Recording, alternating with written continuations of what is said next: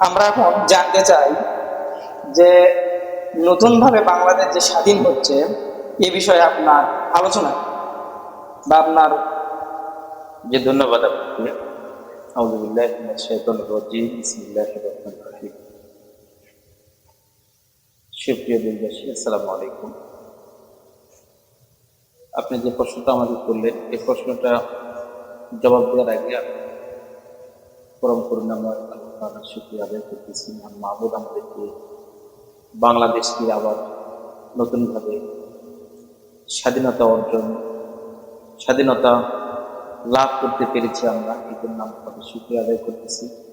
পাশাপাশি যে সমস্ত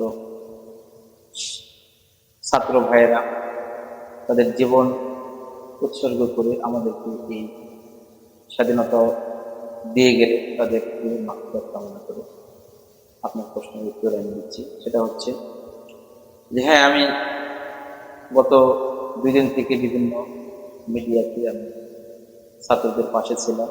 তাদেরকে আমি বিভিন্ন আমার জবানি শক্তি দ্বারা তাদেরকে আমি উদ্দীপিত করার চেষ্টা করেছি এবং আল্লাহ পাক অতি অল্প সময় হলেও তাদেরকে অনেক ছাত্র ভাইয়ের রক্তের বিনিময়ে আজকে আমরা বাংলাদেশের এই দ্বিতীয় স্বাধীনতা অর্জন করলাম। এটা নিঃসন্দেহে আমাদের 2024 সালের একটা অন্যতম যত অভ্যুত্থান হয়েছে বাংলাদেশের ব্রিটিশ থেকে শুরু করে 52 ভাষা আন্দোলন, 69 গণ অভ্যুত্থান, 90 সালের শাসকের বিরুদ্ধে যে আমরা আন্দোলন করেছি, তার চেয়ে ব্যাপক এবং সবচেয়ে প্রাণঘাতী আন্দোলন রয়েছে এই 24-এ। এরা নিঃসন্দেহে একটা আমাদের ইতিহাসে একটা নতুন অধ্যায় সৃষ্টি করবে এবং এই বিজয়টার মাধ্যমে বাংলাদেশ ইতিহাস আবার নতুন করে লেখা হবে। এতদিন আমরা এক চেতনার কথা বলে আমরা এক পরিবারতান্ত্রিক শাসন ব্যবস্থার জন্য পেয়েছিলাম। আজকে ছাত্রদের আন্দোলনের মাধ্যমে শোষণ, জুলুম, নিপীড়নের আজকে সমাপ্ত ঘটেছে বলে আমরা মনে করি এবং দেশের শান্তি শৃঙ্খলা যেন বজায় থাকে এবং সাধারণ মানুষের যানমালের যেন নিরাপত্তা থাকে, সকলের প্রতি আমরা সেটা দাবি করব, যাতে করে কোনো প্রাণের যেন ক্ষয় না হয়, কোনো মায়ের যেন খালি না হয়, কোনো পিতা যেন সন্তান না হয়, কোনো সন্তান যেন পিতা হারা না হয়। আমরা এইভাবে বাংলাদেশটাকে আবার নতুনভাবে করতে চাই। ইতিমধ্যে আপনারা জানেন দেশের অর্থনৈতিক অবস্থা নাজুক অবস্থায়, দেশের সকল অর্থনৈতিক সেক্টর আজকে ধ্বংসের মুখে। এইটাকে পুনরুদ্ধার করা, নতুনভাবে আবার তৈরি করা একটা বড় চ্যালেঞ্জের ব্যাপার। এইটা যারাই ক্ষমতায়, যারা দায়িত্বভার নিয়েছেন এবং যারা আমরা দেশের নাগরিক হিসাবে আমাদেরকে এইটা কঠোরভাবে আমাদের এটা মোকাবেলা করতে হবে চ্যালেঞ্জ। এবং যে সমস্ত রেমিটেন্স যোদ্ধারা আপনারা দেশের স্বাধীনতার জন্য ছাত্রদের দাবির প্রতি একাত্মতা প্রকাশ করে যারা রেমিটেন্স সাধারণের নিজেদেরকে সম্পৃক্ত করেছিলেন, আমরা অনুরোধ জানাবো আপনারা আবার দেশে রেমিটেন্স পাঠান। আপনাদের কষ্টার্জিত পয়সা পরিবারের কাছে ব্যাংকিং চ্যানেলের মাধ্যমে পাঠান, যাতে দেশের সরকার আবার আপনাদের রাজস্বের ভাগিদার হয় এবং দেশের অর্থনীতি যেন আবার সচল হয়। যে সমস্ত গার্মেন্টস শ্রমিকরা যারা কাজ যোগদান থেকে বিরত ছিলেন, তারা আবার কাজে ফিরেন এবং দেশের সার্বিক অবস্থার আমরা পরিবর্তন চাই। শিক্ষা প্রতিষ্ঠান অনতিবিলম্বে খুলে দেওয়া হোক, ছাত্রছাত্রীরা যেন আবার তারা সুষ্ঠুভাবে লেখাপড়া করতে পারে, সেই শিক্ষা পরিবেশ ফিরে দেওয়া হোক এবং ব্যবসা বাণিজ্য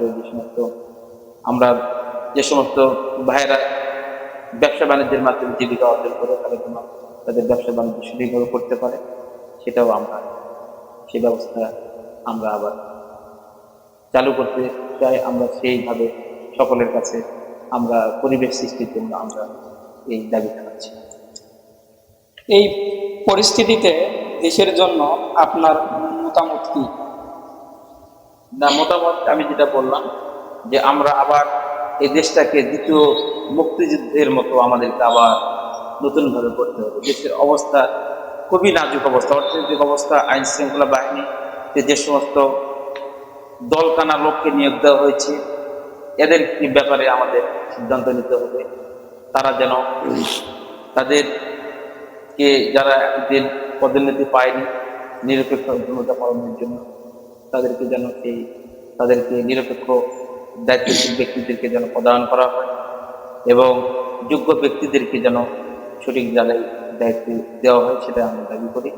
এবং যারা ঘুষ দুর্নীতির সাথে জড়িত এবং ইতিমধ্যে যে সমস্ত সরকারি কর্মকর্তা, আমলা, কর্মচারী ঘুষের সাথে জড়িত, ইতিমধ্যে যাদের খবর হাজার হাজার কোটি টাকা দেশের বাইরে যারা পাচার করেছেন, তারা অবশ্যই যেন শাস্তি পায় এবং তারা যেন আইনের আওতায় এসে তারা যেন এটা সুষ্ঠু বিচার জনগণ পায়, এই দাবি সকলের কাছে করতেছে। অবশ্যই অবশ্যই। আর হচ্ছে হলো সাধারণ জনগণের জন্য আপনার নির্দেশনাটা কি?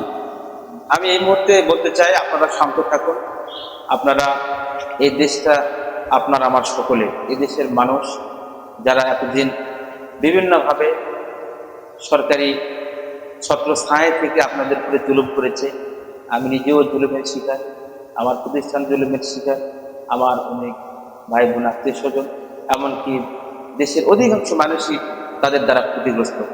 আমরা এটার কোনো প্রতিহিংসা পরায়ণ হয়, তাদের উপরে কোনো হামলা জুলুম আমরা যদি সেই নিতে যাই, তাহলে তাদের সাথে আমাদের কোনো পার্থক্য থাকবে না।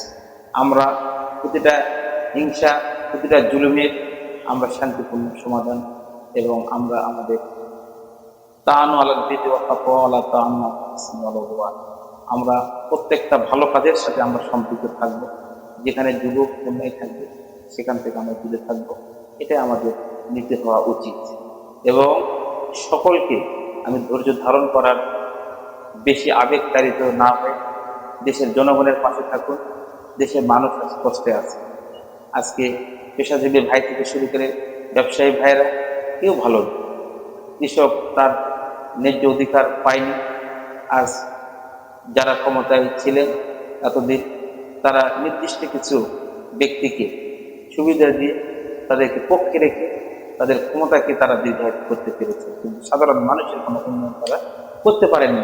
আমি যারা এখন দায়িত্ব ভার নেবেন তাদের প্রতি আমি দাবি জানাবো, এই অবহেলিত, বঞ্চিত, নিপীড়িত, নিষ্পেষিত মানুষের জন্য আপনারা দৃষ্টি দিবেন এবং এতদিন যাদের উন্নয়ন হয়নি, ভাগ্যের উন্নয়ন হয়নি, বেকার ভাইদেরকে, যাদেরকে ঘরে ঘরে চাকরি দেওয়ার কথা বলে যারা ক্ষমতায় এসেছিল, ঘরে ঘরে চাকরি তো দূরের কথা, বরং যাদের চাকরি ছিল অনেকে চাকরিচ্যুত করা হয়েছে, এই ভাইদের জন্য আমি দাবি জানাবো তাদেরকে চাকরিতে যেন পুনর্বহাল করা হয় এবং প্রত্যেকটা নাগরিকের যেন জানমালের নিরাপত্তা দেওয়া হয়।